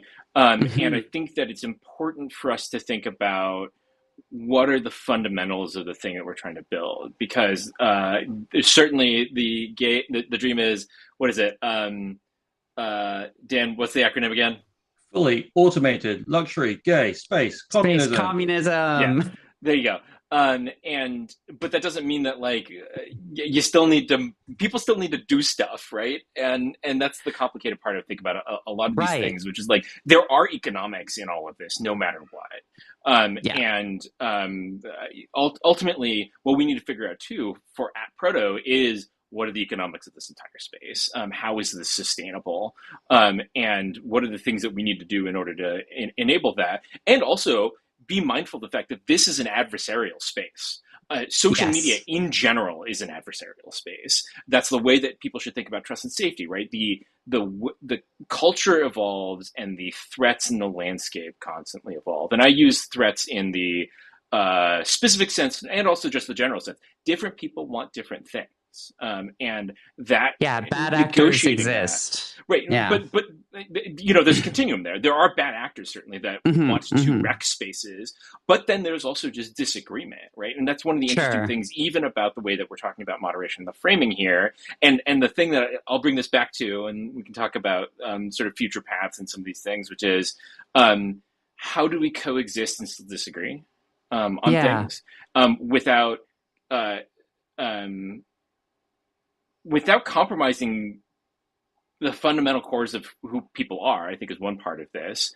And what are the things that we're doing to allow people to be themselves and live their lives in ways that are not so long as those ways are not harmful to other people. Such a good point. Yeah, exactly. This is such a good point. And this is actually something I want to mention about Northsky is we have a very vibrant community where we have some very opinionated people who lock horns from time to time over issues of gender versus sex and how that's defined and all sorts of things.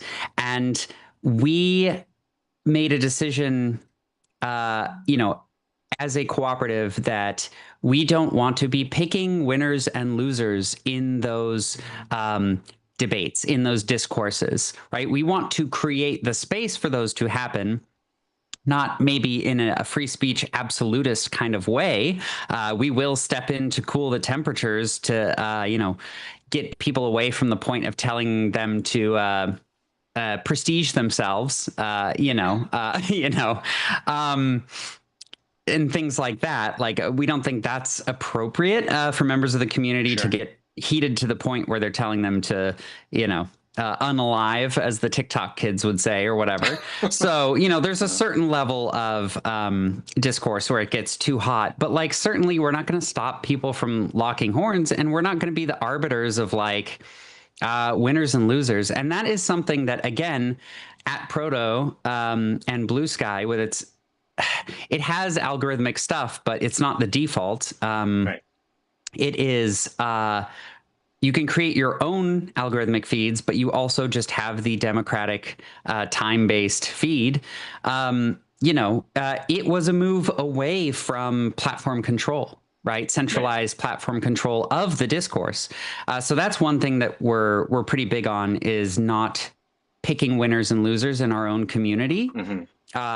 And keeping people safe, but also allowing that vibrant discourse to take place, because that's part of what makes social media fun for some people. And if that's not your idea of fun, is jumping in the discourse and duking it out, you still have all those individual sovereignty layers of muting and blocking to do stuff. But at the community level, yes, it's much more clear cut to protect our community from external threats, but we're going to be a lot more hands off, might not be the right word, but standing by, being good monitors. If you ever go to any kink spaces, they have safety monitors, right? That's what we're going to be doing. We're going to be safety monitoring the kink space as people duke it out in our community, and that's kind of the community level of that. But there are choke points in the promise of AT protocol, and this might be a good segue. I don't know if you guys talked about this earlier, but like with the PLC, for instance, like this directory that's right now controlled by Blue Sky Public Benefit Corporation, that they're talking about spinning out right into its own organization, breaking these things apart further and having them operate independently is probably good from like a regulatory perspective, because they can have different remits that are more clear cut. But yeah, there's always kind of some level of centralization. And this is where, I don't know, in my kind of leftist leanings, I think these things should be more publicly owned, or at least community owned, because for them to be privately owned makes them very manipulable, makes them big negotiating, bargaining chips for those in power to exert influence.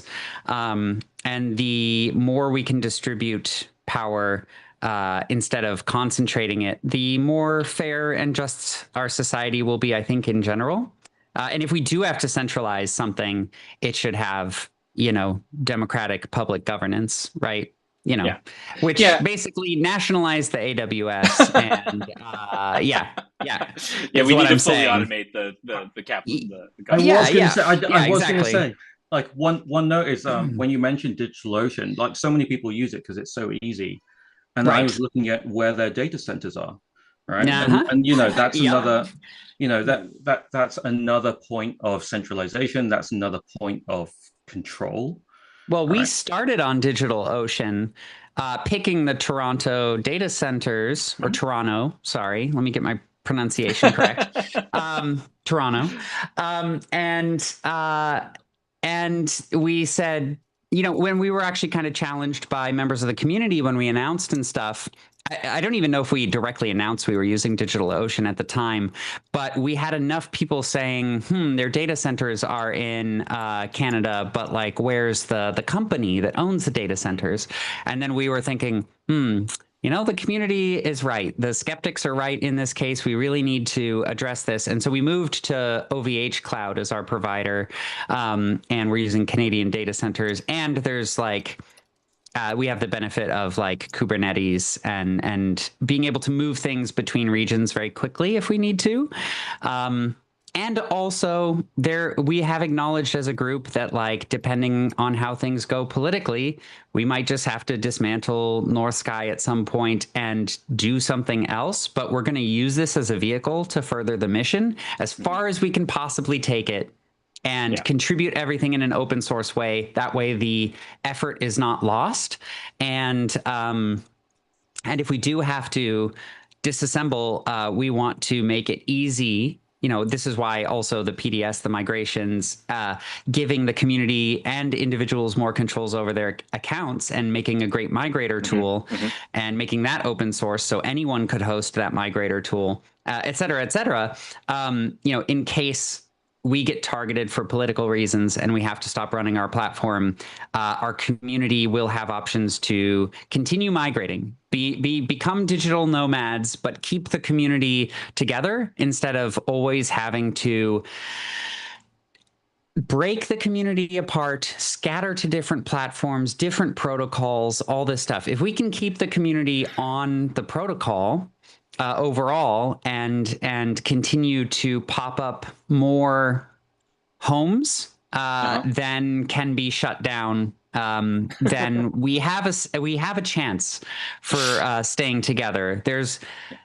The more regulators understand the tech, the less free we will all be. So we've got to keep it flexy and we've got to keep it moving. Yeah, I think that's a really interesting set of points in terms of also what does it mean to live a sort of liminal existence? Yes. Or Oh my goodness. Like marginalized actually isn't the right term. It is a liminal or precariousness and having to keep on moving. And just that notion, right? Like part of what I think is interesting about all of this, and the reason why I keep on telling people within the IndieSky community is like, how do we get to more interesting problems, right?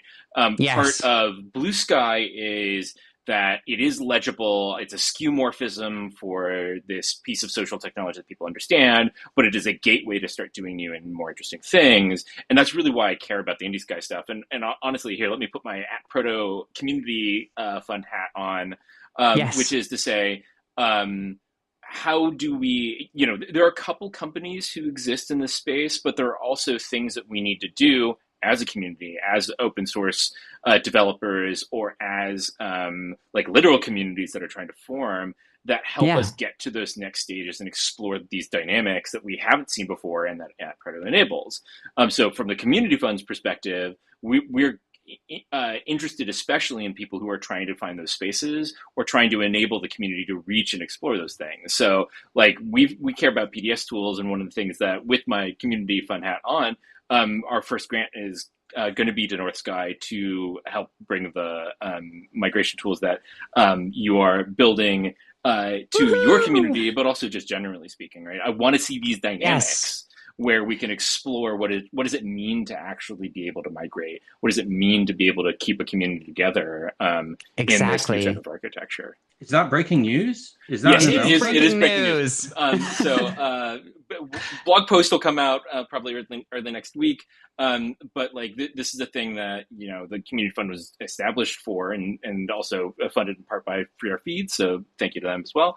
But like being able to move the community, the collective community forward, and in particular make sure that we're able to help communities that see a real critical need for some of these pieces, which is why Northsky and the mission there I think is particularly important.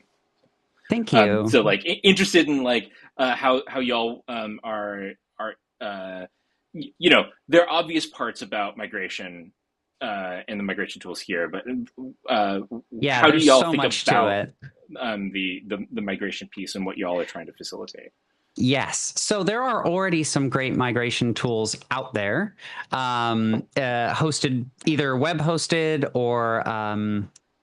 uh, or downloadable.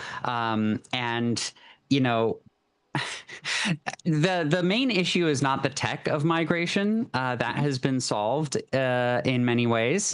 It is the education around it, and that's a big component of what we're doing, and just the overall user experience. So first of all, most users don't really understand the architecture of app protocol and what a PDS is and what that means, what it means to migrate PDSs. A lot of people think they're going to lose their posts or their lists or their followers. They think they're heading into a Mastodon like more walled garden kind of situation where they have to pick a particular server, and will I be able to talk easily to people of other servers, things like that. And it's not that at all, right? It is that the people hosting their data are changing to either themselves, if they host their own, or to another third-party group, which there are very few of currently. Black Sky being the most promising, in my opinion, due to its governance, and its Rudy's doing a great job there, and it is primarily for Black people, but it is.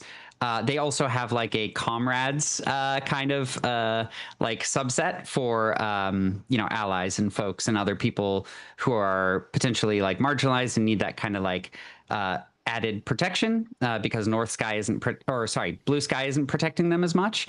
And then Northsky has like a similar philosophy, right? Like it's primarily for LGBTQ plus people, but we'll take anyone who needs the added protection, and we have like two queues for signing up. We have like a high priority queue and a low priority queue, so that people can opt in. It's just honor system, right? It's like, how much do you need it, right?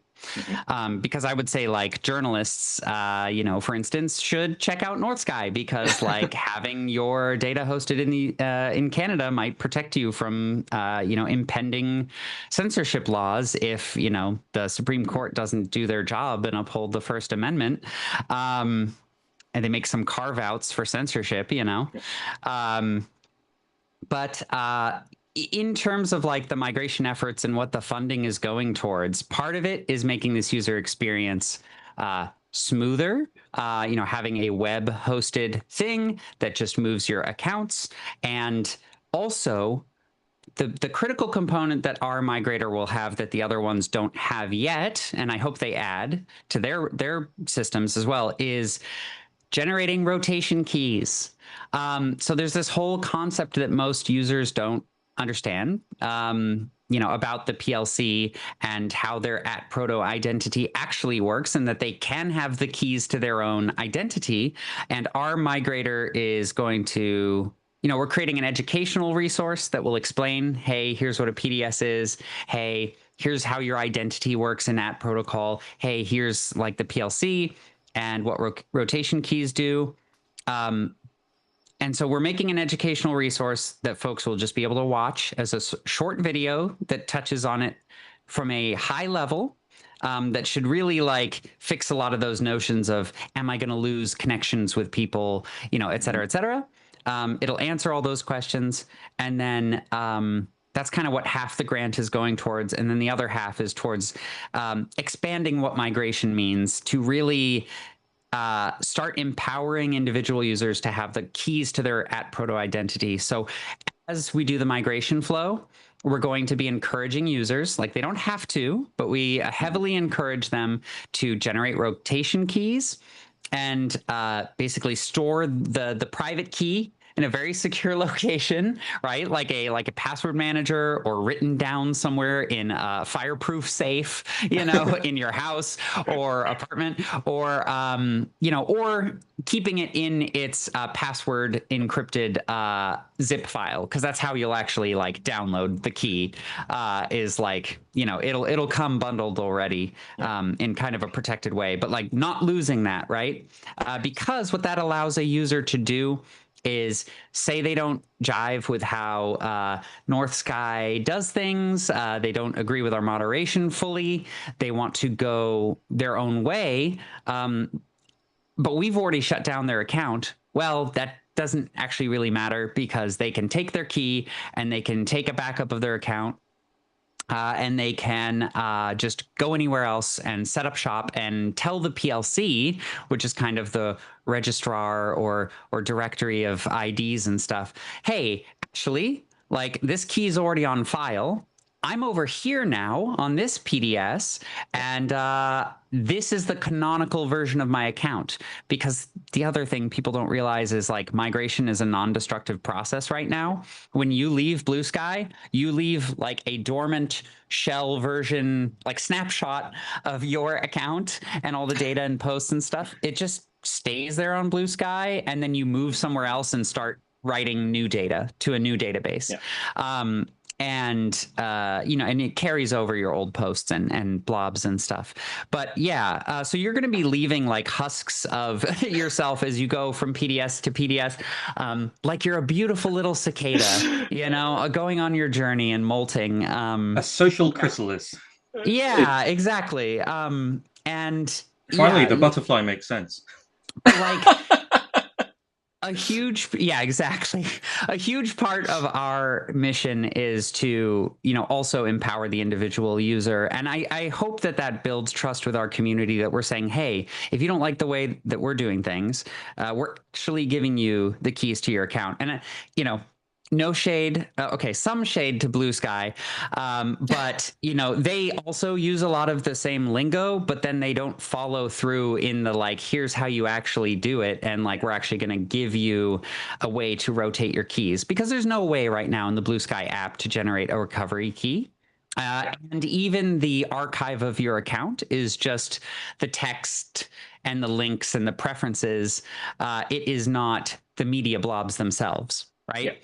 Yeah. So like, our migrator tool takes care of all of that. You get a full backup of everything, your posts and your media blobs. And we give you the keys to your identity in case you ever want to leave us in a hostile exit scenario. And these things have been theoretical up to this point. Blue Sky has absolutely laid the path forward for these things, talked about it a lot, but it's really Black Sky and Northsky and others who are doing the sweat equity to make that a reality for @protocol, which is another reason why it would be great to get contributions, as we can do more of this stuff that is more mission driven around decentralization and independence and community work. Because, Blue Sky took VC money, and they have product owners. And we all know from working in tech companies that, product owners want to maximize certain KPIs and certain metrics, and, more users, more this, more that, more features. And engineers are always pulling their hair out and saying, but what about the underlying architecture? What about the stability of this? What about the code quality, and the tech debt that we've been accumulating? And, engineers usually lose those battles, unfortunately, even when they're building like infrastructure or like business to business systems. That's not always true, but that's what I've seen, in my experience in tech. Yeah. And it's a big source of friction that I know exists within the tech sphere. So I don't have any insight into the actual workings of Blue Sky, but I know enough about tech to know that like, the engineers probably want to do more on the decentralization side, but then they're also like delivering things like private bookmarks, which is cool, but yeah. Right. I mean, the tension that I always frame out here is that like, in like, all props to the Blue Sky team for yeah, there's one way that you can look at what Blue Sky's done, which is like this is like actually a research project that has escaped the lab and has hit scale. Yes, Right? yes, yeah. And so like what's fascinating is it's proved out the concept in so many ways. Yes. And now there's a tension between Blue Sky, the microblogging app, and Blue Sky, the protocol company. Let's make Blue Sky the velociraptors of a social Jurassic Park. Yeah. Proto will find a way. Yes. So there are tensions and prioritization, right? Like again, always Blue Sky always. is right. So the fascinating part about this is that where the incentives diverge for different parts of the community, people like the permissionless structure of @proto and the way that Blue Sky's designed this allows us to actually go and take and run some of these things, which I think is kind of Jay's points for a bunch of the things that she's been talking about. Yes, yeah. There's the context, like the posts about like, hey, it's open source, anybody can go hack on it. Immediately reminded me of the NoSQL comic, which ends with, "Did you just go tell me to fuck myself, Bob?" Or sorry, it was like and I saw that one being posted around. Yeah, for sure. There's I think there's potentially a story that can't be said out loud here, which is, here's the deal. We're going to set up a company that's going to take VC money, that's going to build a social network that you can escape from. But we can't tell the VC company that you can escape. Exactly. I think you can escape. I think they did tell the company, the VCs that. I do look at Blue Sky as an entity that converts VC money into @proto, right? Like the question is whether @proto is an externality or whether it is an economic engine or some combination. Like, what is the combination? I think is one of the questions. Well, and as a marginalized content creator myself, in terms of like both being marginalized and trying to make a living, marketing my stuff on social media, like it should become an economic engine of sorts. And in the gaming sphere, we've seen the controversies around payment processors being manipulable by like basically very puritanical, like conservative hand-wringing about certain types of content in games and online and stuff, and just kind of misrepresenting a lot of those things as well, although not entirely. But ensuring that there's some way for people to give each other money for goods and services and just as aid via the protocol, I think is going to be a really important component. And whether that leverages crypto or leverages something else is interesting, because we don't really have like a decentralized Stripe. We don't have like payment processing that is we just don't really have a great way of giving each other money in a way that's like as easy as just handing each other cash in real life. It's like, okay, so did we go through crypto for the wrong reasons?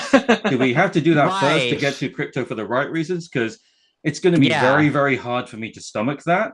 I will on some level accept it. Okay, I guess. Like we do need something that does that. It's a lot different for me now, because like at first I was like, oh, people are just using these as commodities to gamble, right? And now I'm like, wait a second, trans people are buying DIY HRT using crypto. Like all of a sudden, this is like a much more relevant use case to my particular life circumstances, but also one that is like arguably morally good in a system where people are being denied care systemically. And it's like, okay, like all of a sudden, this has gone from like funding, assassinations on Silk Road to like, to helping marginalized people get healthcare. And, of course, people on the right would like constitute it all as criminal activity or whatever. And that's what we're always going to be fighting against. But well, okay, maybe some libertarians are like, cool, chill, whatever. But I think the landscape has changed, and I think that this is one of those things. So to be clear, crypto skeptic, but also me too. Haley's point that Haley was shitposting about the fact that being anti-crypto was being anti-trans, and I'm like, Okay, Not fine. Concede your wrong. point. It's not. Yeah. And so It's like good food for thought. Yeah. yeah, exactly. But the landscape in general, like now that Andreessen Horowitz is like however many degrees from the presidency or whatever, Right. like Yeah. there I think is this like very weird thing about how does the financial world work. I think that Stell's AppPay example is a fascinating thing, and the thing that you can demonstrate payment rails and App Proto with fastest is cryptocurrencies. I don't love Yeah. that, but also App Proto fixes a bunch of problems in terms of scamming people for cryptocurrency. So I'm like actually kind of more okay with that. Yeah, exactly. Which is sort of a fascinating dimension to all of these things and the ways in which we want to transact and support each other and all those sorts of things. Yeah. Yeah, I mean, like we should experiment with more of these things. The landscape continues to change. We should. Yeah. And yeah. Well, and all of this just belies the root cause of confidence or lack of confidence and lack of trust in institutions, right? Like when institutions are looking out for the best interests of everyone and not just the select few and special interests, there doesn't feel like there is as much of a need for these kind of things, but the needs will always be driven by those who are in need the most, right? Marginalized communities, things like that. And everyone's getting more and more of a taste of what it means to be marginalized. Like, white comedy entertainers are now getting a taste of what it's like to have your speech censored. And it's like, you want to be like, well, there's a prideful part of me that's like, finally you're seeing it with your own experience. You're like, what marginalized people deal with all the time.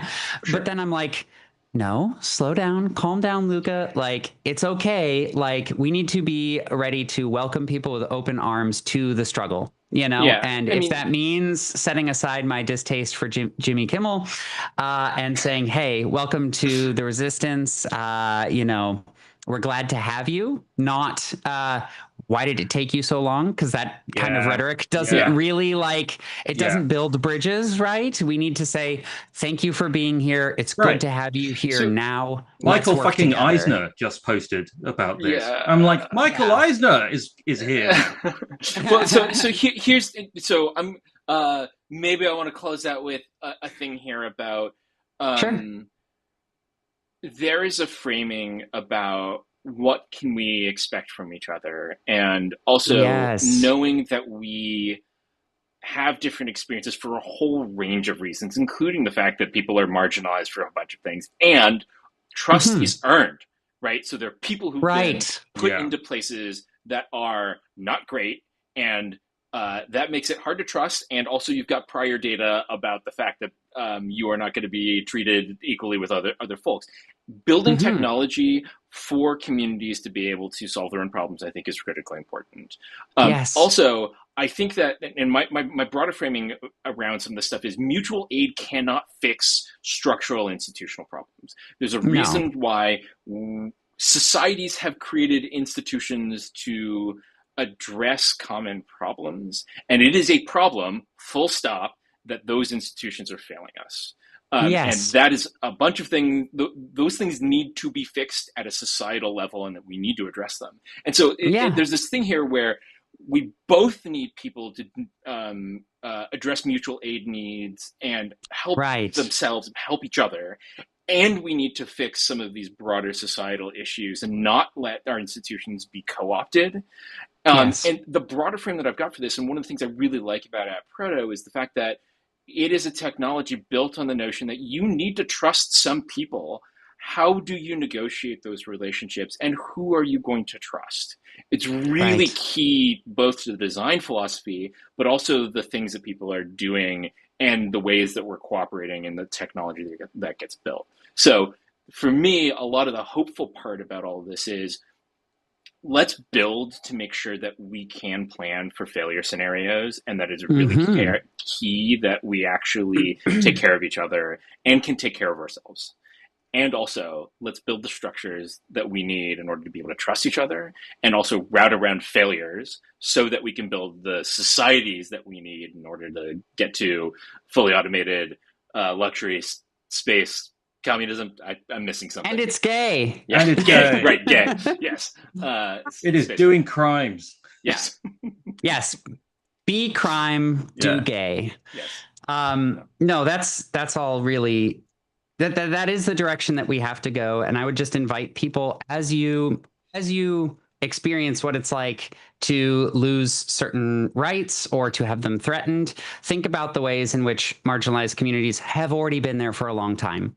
And listen to those communities, listen to Black Americans, listen to undocumented immigrants, listen to trans people, listen to disabled people. Please, please, please, please. Our systems keep them in poverty, disabled people in poverty. You can't be on disability and ever get up the economic ladder. Yeah. And please listen to these folks, because they will have insights in how to build the systems better, right? To take care of more people. And yeah, it might mean fewer yachts and, things like that. But it means that there won't be as many unhoused people on the streets, like people will be taken care of. Listen to insights from these communities, give resources freely, like trust people. Like there's this big, one of the most frustrating things about making progress is that like people are afraid that marginalized people will inflict the harms upon their oppressors that their oppressors have inflicted upon them in some kind of retribution. And that is not what the vast majority of marginalized people want. What we want is justice. What we want is fairness and reconciliation, and to build a better society together. When the rhetoric is heated, maybe it's like, hey, bring out the guillotines, right? But if people were really listening and learning and growing, we can avoid bloodshed. We can avoid all this political violence and stuff. And that's just why the calls of the right now to defeat leftism online is so misguided, is because leftists are some of the most peaceful people who want everyone to be taken care of in society. And we're supporting libraries, and we're building mutual aid networks, and we're really putting a bunch of fingers in the dikes of capitalism collapsing, and like in some ways we're slowing down that process by taking care of people in spite of this. But that is because it is the right thing to do. And every human life that we save is precious. And that is the philosophy that, leftism is grounded on. Is universal human rights and taking care of each other. And I wouldn't even say that's a leftist thing, right? I mean, the Declaration of Independence is literally a document about universal human rights. That's why I was happy to move here. But also, Black people were worth 3/5 of a person at the time. There's a difference between ideals, and there's a difference between delivering on those ideals. 100% agree. Yeah, and that is also where a crisis of confidence is happening, and why I think we saw a Trump victory in the last election is just, Democrats were saying, hey, the economy's better. The economy's great, actually. And everyone's like, we are suffering. We can barely pay our grocery bills. What do you mean the economy's doing great? And it's because it has to be better for everyone, not just for the special interests, not just for people who have wealth or privilege. It has to be better for everyone. So I would invite everyone to, as they experience, censorship, marginalization in some regard, losing their disability or losing Medicaid, all sorts of other things. Consider the ways in which people have already been barred from these societal privileges and have already had to exist on the margins. Listen to us in how to build a better society, because if we do all work together, we can build new institutions, that works for everyone, not just the special interests. I'm going to say all of that. That's fantastic. We Thank should you. live in the early days of a better nation. We can do this. We will only do this together. The alternative is not pretty, and it's not anything anyone really wants. No, aside from those who stand to gain from it. Well, this those has people been are our enemies. Yeah. This has been absolutely fantastic. Luca, I want to be respectful of your time. You've spent Yes. so much with us, and it's been a fantastic conversation. Yeah. It has been a blast for me. Thank you so much for letting me come and yap. I have the ADHDs. I have the poster's disease. All three of us. The ability to ramble, and you've given me so much time and so much of a floor on your show. So thank you so much. Thank you for really coming. Honored to be here. Yeah. And a big thank you to Indie Fund for partnering up with Northsky to bring better educational resources and migration tools to the @Proto, and to help us get first users on there. Yeah. So thank you so much. Absolutely. Looking forward to what kind of new problems we can uncover. Yay! People we can help. All right. Yes. Thank you so much. Thank you so much. And bye. Bye, everybody. Thanks, Luca.